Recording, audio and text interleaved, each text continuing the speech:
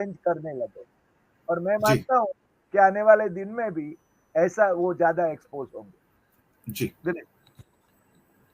मैं आता हूँ गौतम दा आपके पास एक छोटी टिप्पणी के लिए। इस झूठ के कारण, इस फेकनेस के कारण आरएसएस भी परेशान है कि अब निपटा कैसे जाए। आरएसएस की एक सबसे बड़ी परेशानी ये हो गई यहां पर कि 100 मतलब 100 साल पूरे होने जा रहे हैं। 100 साल पूरे होने के बावजूद भी अपने बेस्ट पीरियड में लाइफ के, जब बीजेपी 300 से ऊपर सीटें थी इंडिविजुअल, वो हिंदुस्तानियों का मन नहीं जीत पाए। तो भी 140 करोड़ में से 20-22 करोड़ ही वोट ले पाए। इनको ये दुख है कि हम अपने जिंदगी के बेस्ट पीरियड में इंडिया को नहीं जीत पाए, तो हमारा जो फिर इसके बाद तो ढलानी आएगी, हमारा तो कम ही होता चला जाएगा। और मेरे सूत्र तो अब यहां तक बता रहे हैं, मेरे भी कई मित्र हैं, कि इस बार बहुत सारे बीजेपी के ऐसे कमिटेड वोटर्स हैं जो इस समय खुद निराश हैं। चूंकि वो किसी और को वोट नहीं देंगे तो कहते हैं वोट देने ही नहीं जाएंगे, इस पर जो मर्जी हो जाए, it is better not to vote, कि there might be a chance कि बीजेपी इस वोट बैंक में स्लाइड, ये सच कह रहा हूं, जो 22 करोड़ वोटर्स हैं वो स्लाइड करके 16, 17, 18 करोड़ पे आ सकते हैं बहुत आराम से, ये अनुमान लगाए जा रहे हैं। और बीजेपी जानती है कि वोट ना देने वाला बीजेपी का कमिटेड वोटर होगा, जो उससे बहुत निराश है, क्योंकि वो कांग्रेस को वोट दे नहीं सकता, लेकिन वो बाहर नहीं निकलेगा वोट देने के लिए। ये रियल फियर है इस टाइम आरएसएस का, मैं आपको सच बता रहा हूं। गौतम जी।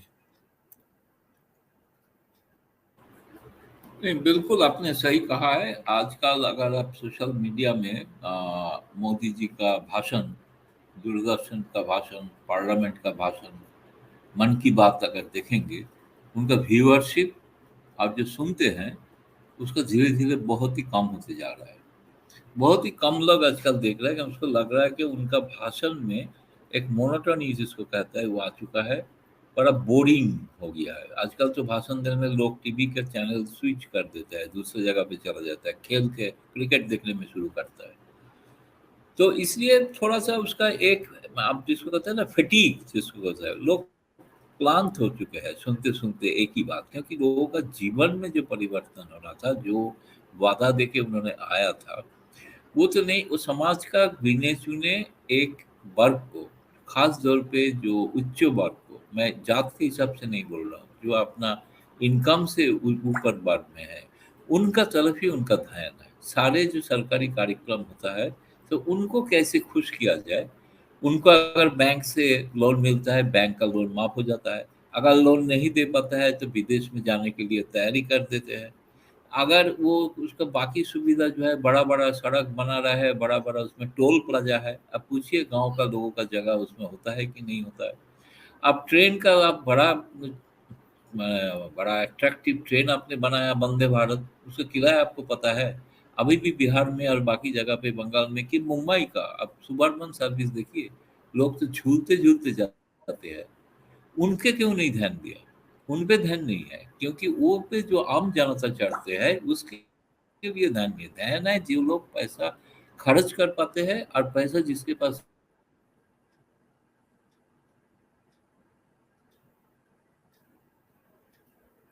जी दादा। गौतम दा। संपर्क टूट गया उनका। नहीं, अभी शायद मैं आ चुका हूँ। एक्चुअली जी क्या हाँ, है, आ गया। जैसे कड़वा बात बोलता हूँ, इंटरनेट थोड़ा गड़बड़ कर देता है। आप उनका तारीफ कीजिए, इंटरनेट चलेगा आराम से। हाँ, तो इसलिए मैं, तो बुनियादी सवाल है, देखिए लोग इकोनॉमिक कारण भी पूछ रहा है, आज क्यों कम किया? जब $70 बैरल था तब उन्होंने कम नहीं किया। आज इंटरनेशनल प्राइस पे $84 पर बैरल है। जब बढ़ गया तब वो कम कर रहा है, क्योंकि 5 राज्यों का चुनाव आ रहा है, इसीलिए कम कर रहा है, सीधी बात है। तो और वो भी जो कम किया कि आप 100 रुपया बढ़ा के 20 रुपया कम करके, वो माने कितना बेशर्म है कि फ्रंट पेज ऐड आ रहा है इसके ऊपर। फ्रंट पेज ऐड आ रहा है, उसका खर्चा जितना है वो अगर दे देते थे पेट्रोल डीजल का भाव में तो कम होता था। करोड़ों रुपया खर्च करके ऐड दे रहा है, 200 रुपया हमने कम किया। एक्चुअली फिर वही कड़वा बात में फिर कट गया था। तो इसलिए मोदी जी का जय जयकार करने से इंटरनेट चलता है, ये भी एक हकीकत है देश का, सबको मानना पड़ेगा।